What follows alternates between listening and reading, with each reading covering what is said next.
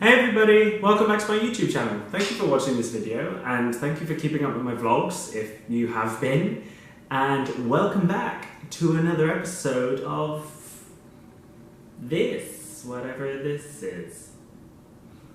Anyway.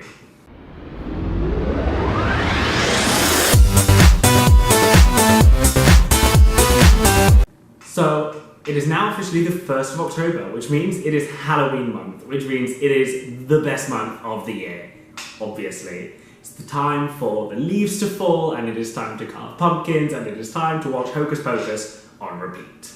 And if you are not quoting Bette Midler for the whole of this month, you are doing it wrong. So, I've been here now for about a month and a half, pretty much, and everything is going well.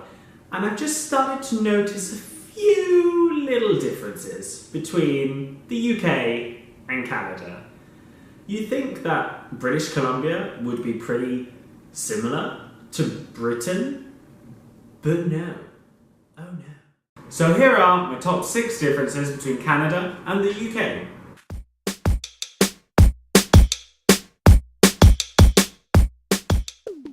So let's start off the list with an easy one. First of all, the transport.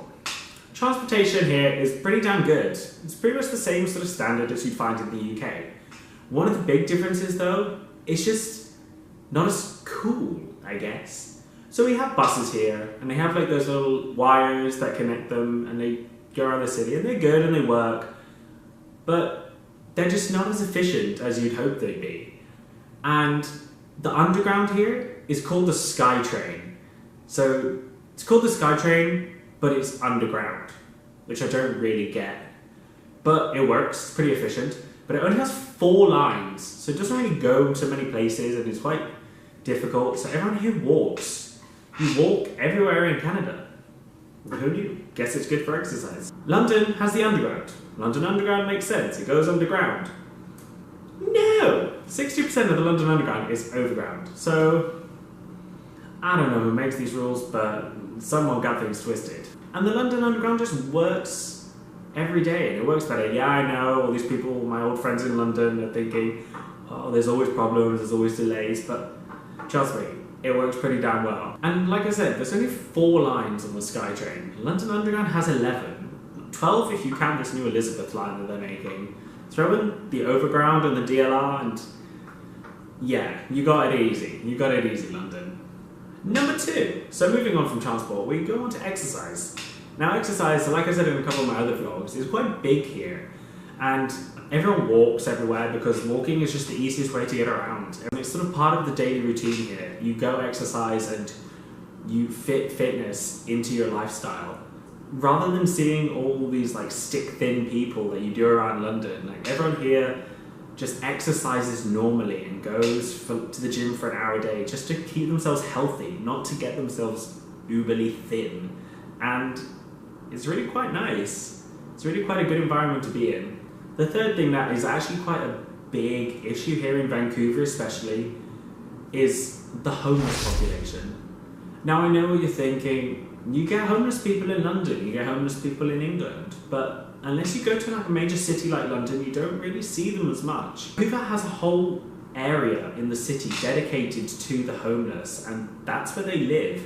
I've walked through there on the way to go pick up Sam once, and I genuinely saw someone snorting some sort of substance off a bin in an alleyway.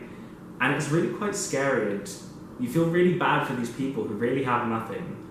In London, you just sort of seem to ignore them, and they're just there and you think they're going to help themselves. Whereas here, there are so many homeless people. It is a major problem for this city, and it's something that they need to sort out. Another thing I've noticed is the homeless people here dress really well. This is going to sound weird or stupid. It sort of feels like you're walking into like Shoreditch. The homeless here dress like hipsters. They dress really quite well, and I don't know where they're getting the clothes from, but they blend into society quite easily. Luckily, in this city, the homeless have a way of earning money by recycling bottles and picking up trash. They can actually bring it to supermarkets and exchange it for money. So there is a way for homeless to feed themselves and not have to rely on other people and beg for money, which is quite nice. So my 4th major difference that I've noticed here, And this one is also quite obvious. It's just drugs. It's the drug culture here. Obviously in the UK, drugs are illegal. Everyone knows that.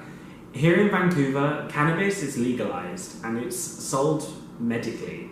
So every street pretty much has a cannabis store, has a coffee shop which people go in and buy their weed. So every Friday at 4:20, the city smells of weed, and there's always that faint smell of weed in the air, and drugs just seems to be a normal part of the culture here. It sort of feels like you're going around Amsterdam, and it's just sort of there, and you know it's there. It's not harming anyone, it's not dangerous, it's just there, and it's part of the society here, and it seems normal. It's nothing like the UK. Personally, I think it works really well in this society. In any society, really. Especially here in Vancouver, you can see that the balance is quite right. And this one, I'm afraid, goes to Canada. And the UK need to take a page out of their books. So now we transition smoothly on to everyone's favourite topic, the weather. So everyone knows that the UK is famous for its rain. Everyone knows that the UK is grey, and everyone knows that it's shitty weather all the time.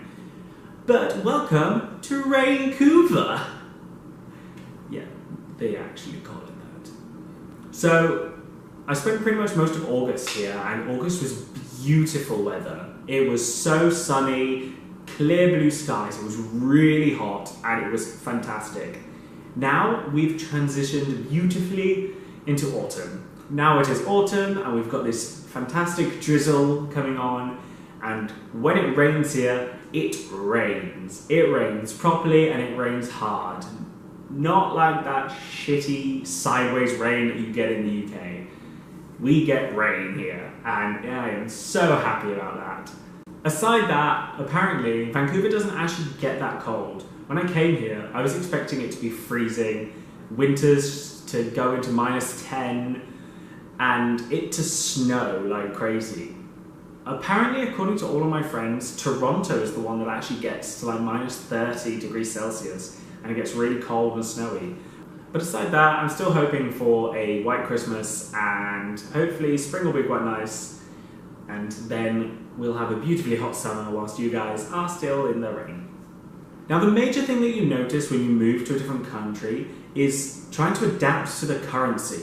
So I've been trying to get used to working with the Canadian dollar, and it's taken me a month or so to figure out the prices, to see whether a carton of milk costs the same as a carton of milk in the UK. And I'm slowly getting there and figuring out what's expensive and what's cheap and this, that and the other.